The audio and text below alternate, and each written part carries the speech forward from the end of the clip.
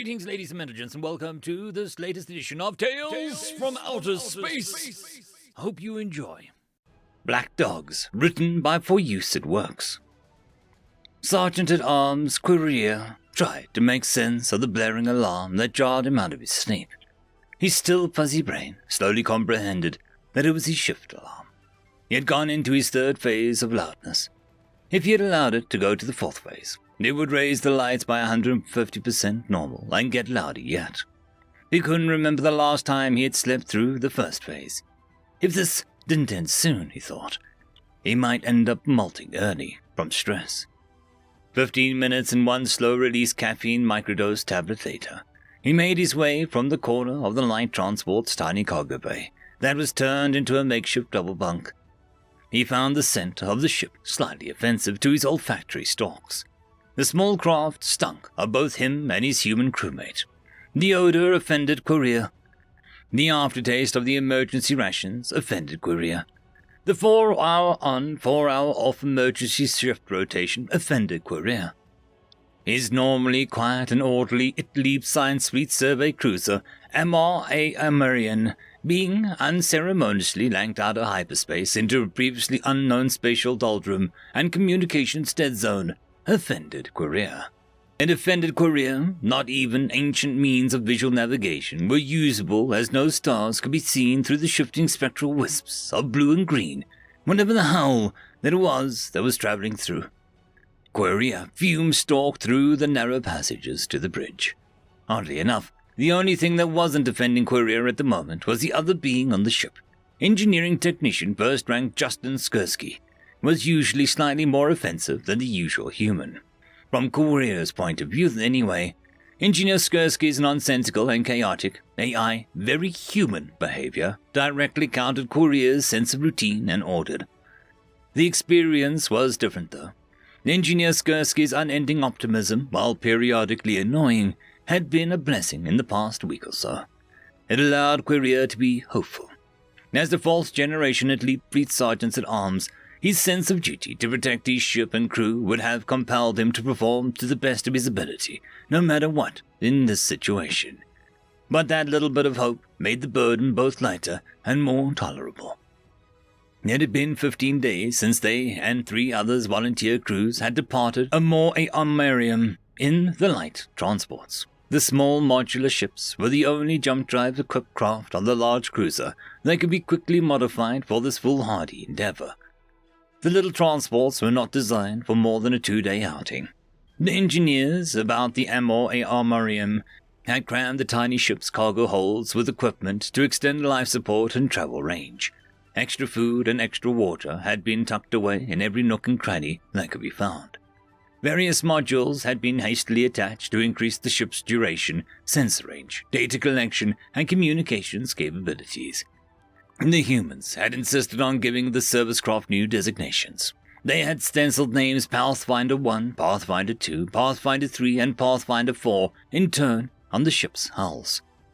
All 4 departed from the big cruiser simultaneously and headed in different directions in blind jumps, using the Amorium herself as a basis for their travel vectors. Their goal was to blind jump as far as the little ship's Class 2 hyperdrive could take it without burning out in this weird environment. Try to establish a navigational position, and if not, drop a line of sight FTL communications buoy. They would then continue their long vector until they cleared whatever godforsaken glob of space they were in and transmit the escape paths back to the cruiser. Aboard the transport known as Pathfinder 2, they had 4 more jumps until they were out of buoys. They had passed the point of no return 8 days ago. They either succeeded in finding a clear path back to normal space, or they would die trying, drifting derelict for eternity. Unless they or one of the other Pathfinder crews succeeded, it was likely that everyone aboard the Amorium would suffer the same fate. A vessel of the Amorium's multi-dimensional footprint and Class 12 drive system would likely never survive a blind jump. It was actually statistically unlikely that they would survive too many more themselves. Quirrell banished the rehashing of their situation from his thoughts. It was all superfluous anyway. Thinking about the disorderly, non-linear nature of hyperspace physics made Quirrell's brain irrationally angry. he found himself standing outside the hatch to the transport's bridge, more of a glorified cockpit, really. He keyed the intercom and spoke the entry request precisely as regulations required. "Sergeant-at-Arms, Queria requesting bridge access for shift rotation." The hatch chimed and slid open. A disheveled Justin Skursky sat in the human-fitted control station. Queria noted that the engineer Skursky's eyes were bloodshot and had developed large dark patches of skin around them. The human skin itself looked slightly grey, and coarse, dark whiskers struck out from his unshaven face like tiny spines. "Thank God, Q," said Engineer Skursky. "The 5th cup of coffee is wearing off. I have to get to sleep." Courier asked, "Skursky, what is the ship status?" "Per standard protocol." Justin Skursky blinked and shook his head as if to clear it. That was the first time the stalwart Lieb had ever addressed him by anything less than his official rank and name. He smiled and let it pass without comment. Skursky reported, "All systems are operating within tolerances. The drive is holding out so far, but it is going to need a full overhaul when we get home. Consumables are at 35%. The communications buoy chain's operation has been intermittent, but we have been able to maintain positive contact with the Amor A Amerium for..." Skursky glanced at the readout. "Around 93% of the time. None of the other Pathfinders have found a way out yet, and Pathfinder 3 are still unresponsive. It has been 4 days since the last contact with them," said Skursky sullenly. "Thank you. Are you prepared to be relieved?" asked Queria as he settled into the Leap-fitted control station adjacent to Skursky's. "I am," replied Skursky as he transferred control to Queria's station. "I swear, I've seen that black dog 3 times in the past half hour. I need sleep," he muttered. "What black dog? We don't have any of your human companion creatures with us," impatiently blurted the befuddled Queria, who was now wondering if Skursky had sneaked a pet aboard. No, it's a human thing," explained Skursky. "Back when humans primarily traveled overland in wheeled vehicles, there were stories, legends, I guess, about how drivers would see a black dog running along beside them, even if they were traveling more than 100 kilometers per hour." Skursky held up a hand. "Before you ask, no, our dogs can't run that fast. The driver supposedly saw a ghost. No, a spirit or something, I guess. It was a warning that if they didn't stop soon, and if they kept trying to outrun the black dog, they would wreck and die, or something like that. Probably just our subconscious trying to tell us that we were past our limits, I guess." Skursky went silent and blankly stared out the forward port. They were the only actual windows in the ship. For forward main, the forward port and the forward starboard, and those only existed so that the ship could be landed visually in case of a massive instrument failure.